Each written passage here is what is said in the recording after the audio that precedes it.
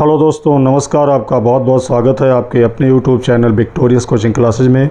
दोस्तों, आपको इस चैनल के माध्यम से आगामी सभी भर्ती परीक्षाओं की तैयारी लगातार करवाई जाएगी। और यदि आप भर्ती परीक्षाओं की तैयारी अच्छे ढंग से करना चाहते हैं और इम्पॉर्टेंट कंटेंट आपको चाहिए और पहली बार चैनल पर विजिट कर रहे हैं तो चैनल को सब्सक्राइब कर लीजिए और वीडियो को लाइक कर दीजिए। दोस्तों, आज के स्टडी क्रम में हम हिंदी के अति महत्वपूर्ण 20 प्रश्न लेकर आए हैं जो लगातार कई भर्ती परीक्षाओं में रिपीट होते रहे हैं और आगामी उन सभी भर्ती परीक्षाओं के लिए विशेष रूप से महत्वपूर्ण हैं जिसमें हिंदी पूछी जाएगी। तो आइए शुरू करते हैं। पहला प्रश्न है, ये समस्या अत्यंत कठिन है में अत्यंत क्या है, ये आपको बताना है। पहला विकल्प है संज्ञा, दूसरा है क्रिया, तीसरा है प्रविशेषण और चौथा विकल्प है विशेषण। तो आपको सही उत्तर का चुनाव करना है और बताना है कि यह समस्या अत्यंत कठिन है में अत्यंत क्या है।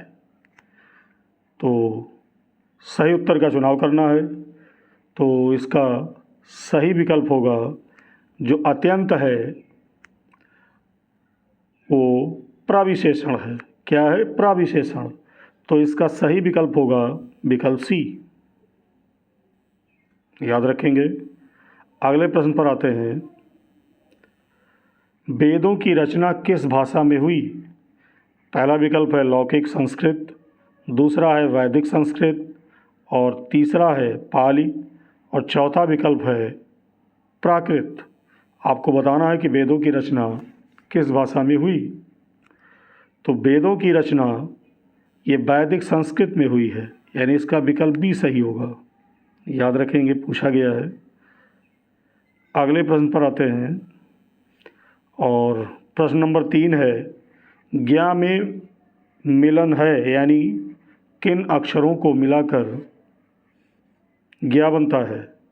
पहला विकल्प है गा धनिया, दूसरा विकल्प है गा धनिया दोनों के नीचे हलंत लगा है और तीसरा विकल्प है जा धनिया और चौथा विकल्प है जा धनिया।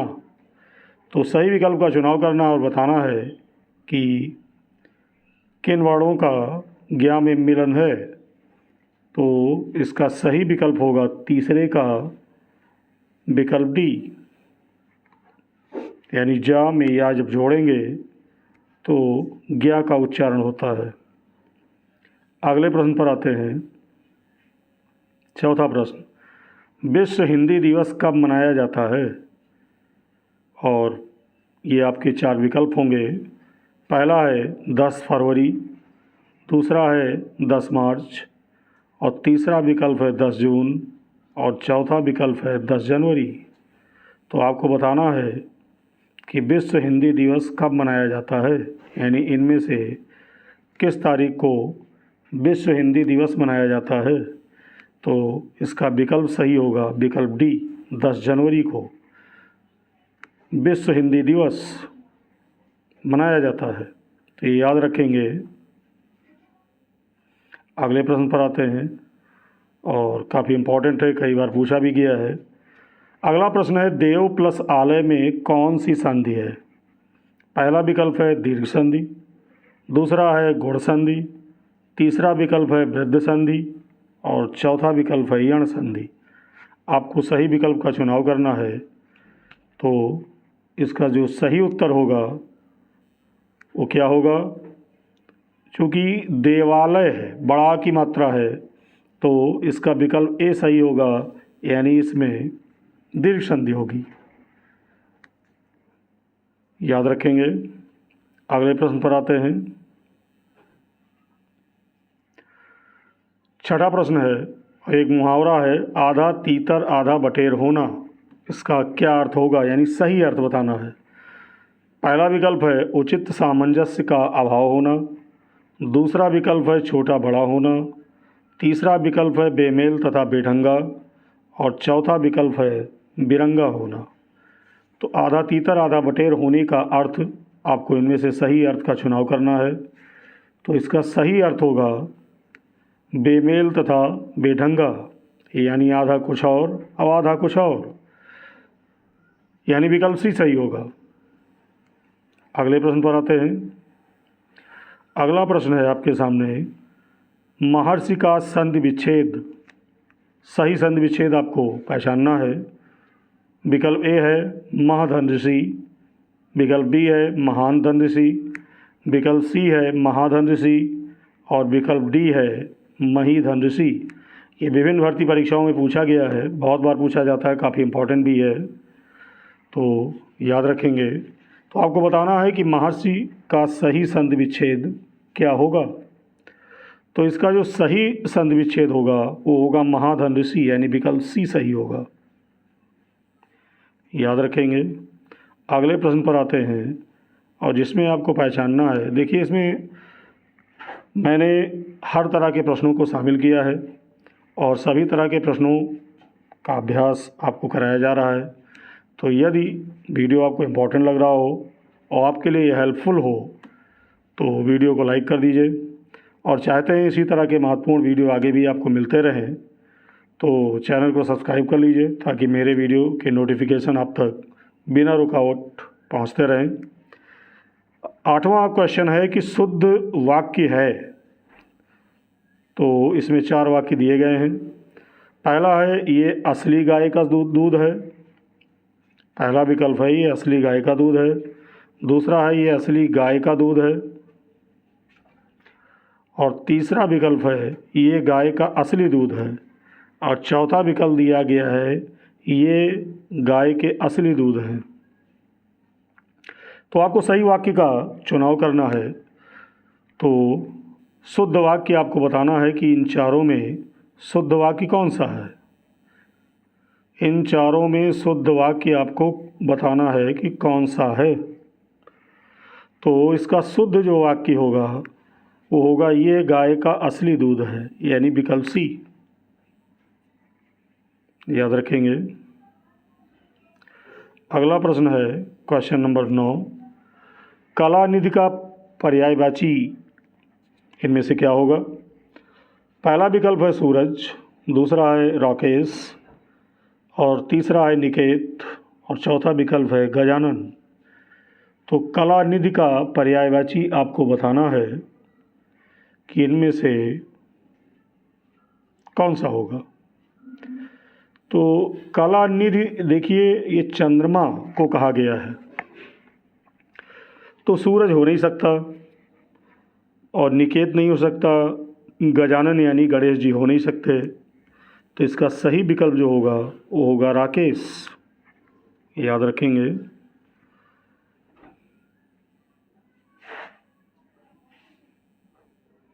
अगला प्रश्न है समुद्र की आग के लिए उपयुक्त शब्द इनमें से कौन सा है।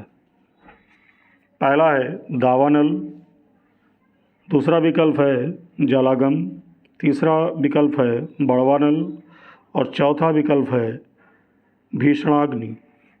तो समुद्र की आग के लिए उपयुक्त शब्द का चयन करना है।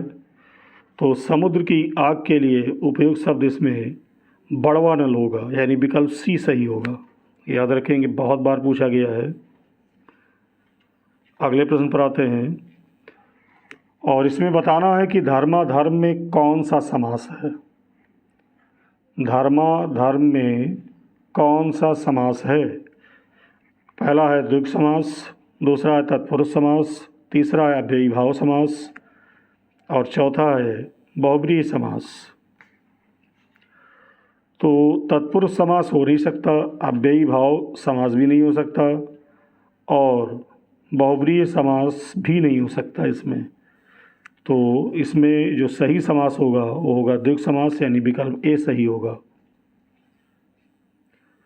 अगले प्रश्न पर आते हैं ऋज का विलोमार्थी शब्द क्या है, ये आपको बताना है। ऋज का विलोमार्थी शब्द क्या है। 4 विकल्प आपके सामने हैं। पहला है हार, दूसरा विकल्प है पतन और तीसरा है वक्र और चौथा विकल्प है पूर्ण।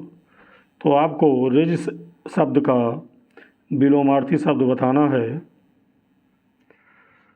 तो रिज एक सीधी लाइन या किसी कर्व को कहते हैं। तो हार हो नहीं सकता, पतन भी नहीं हो सकता, पूर्ण भी नहीं हो सकता, तो इसका सही विकल्प होगा वक्र, यानी विकल्प सी सही होगा। अगला प्रश्न आपके सामने है, प्रवीण बड़ी चतुर है, इसमें बड़ी क्या है आपको बताना है। बड़ी क्या है? तो पहला विकल्प है प्रविशेषण, दूसरा है क्रिया, तीसरा है निपात, चौथा है सर्वनाम। तो देखिए, ना तो ये क्रिया है और ना निपात है और ना ही सर्वनाम है। भाई जो शब्द संज्ञा के स्थान पर बोले जाते हैं उन्हें सर्वनाम कहते हैं।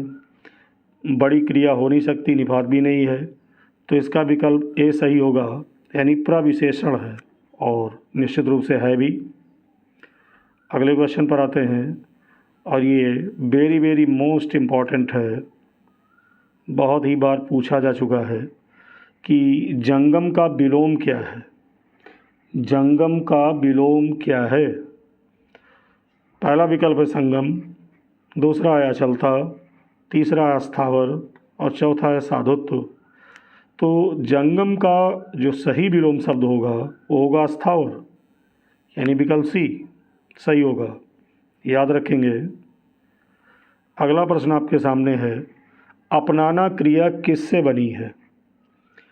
पहला विकल्प है संज्ञा से, दूसरा विकल्प है कौशेषण से, तीसरा विकल्प है सर्वनाम से और चौथा विकल्प है क्रिया से। तो आपको बताना है कि अपनाना क्रिया किससे बनी है, तो इसका सही विकल्प होगा सर्वनाम से, विकल्प सी सही होगा। अगले प्रश्न पर आते हैं, पेड़ से कई आम गिरे में कौन से कारक का प्रयोग है? पहला है कर्ण कारक, दूसरा है कर्म कारक और तीसरा विकल्प है अपादान कारक और चौथा विकल्प है संबंध कारक। तो आपको बताना है कि पेड़ से कई आम गिरे में कौन सा कारक प्रयोग है, इसमें कौन सा कारक का प्रयोग है। तो आपको सही कारक का चुनाव करना है। तो सही कारक इसमें होगा, देखिए जब एक वस्तु दूसरे वस्तु से अलग होती है तो वहाँ हमेशा याद रखिएगा अपादान कारक होगा। क्यों, एक आम गिरे चाहे कई आम गिरे, पेड़ से आम अलग हो रहे हैं तो यहाँ अपादान कारक होगा। अगले प्रश्न पर आते हैं, गीता मंद मंद मुस्कुरा रही है में मंद मंद क्या है, ये आपको बताना है। पहला विकल्प है क्रिया विशेषण, दूसरा विकल्प है विशेषण और तीसरा विकल्प है क्रिया और चौथा विकल्प है कारक। तो आपको बताना है कि जो वाक्य है गीता मंद मंद मुस्कुरा रही है में मंद मंद क्या है। तो देखिए यहाँ पर मंद मंद, देखिए मुस्कुराना तो क्रिया है और जो मंद मंद है उसकी विशेषता बता रहा है, तो आपके समझ में आ गया होगा। तो ये क्या है, ये है क्रिया विशेषण, यानी विकल्प ए सही होगा, याद रखेंगे। अगला प्रश्न है, सूचक का समानार्थक शब्द आपको बताना है, यानी सूचक का पर्यायवाची आपको बताना है। इन चारों में से पहला है द्योतक, दूसरा है द्योतक और तीसरा विकल्प है घोतक और चौथा विकल्प है ज्ञापन। तो आपको सही उत्तर का चुनाव करना है। तो सूचक का समानार्थक जो शब्द होगा वो होगा द्योतक।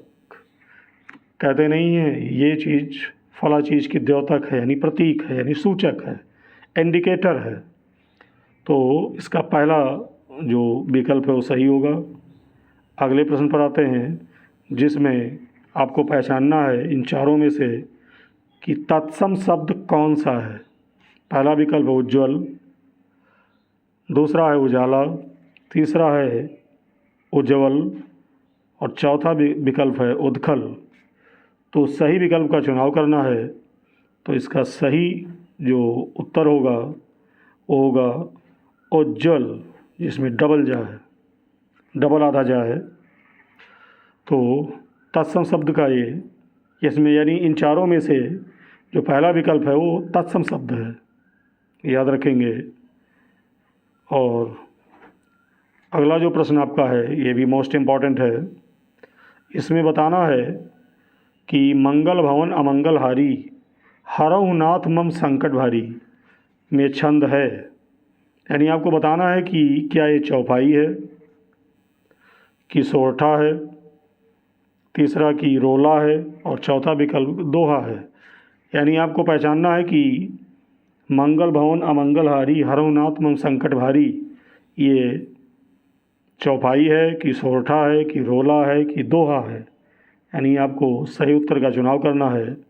तो यदि आपने रामचरितमानस का अध्ययन किया है तो वहाँ पर ये चौपाई आपको मिली होगी। तो जैसा कि मैंने चौपाई पहले ही कह दिया, तो ये क्या है, चौपाई है। यानी विकल्प ए सही होगा। तो ये थे आज के महत्वपूर्ण 20 क्वेश्चन जो काफ़ी इम्पोर्टेंट हैं। यदि आप भारतीय परीक्षाओं की तैयारी कर रहे हैं तो ये क्वेश्चन आपके लिए काफ़ी हेल्पफुल होने वाले हैं। तो यदि वीडियो आपको अच्छा लगा हो तो वीडियो को लाइक करें, शेयर करें और सब्सक्राइब करें, जिससे आगे के वीडियो भी बनाने के लिए मोटिवेशन मिलता है। और एक नए कंटेंट के साथ एक नए वीडियो में मिलते हैं। तब तक के लिए बहुत बहुत धन्यवाद।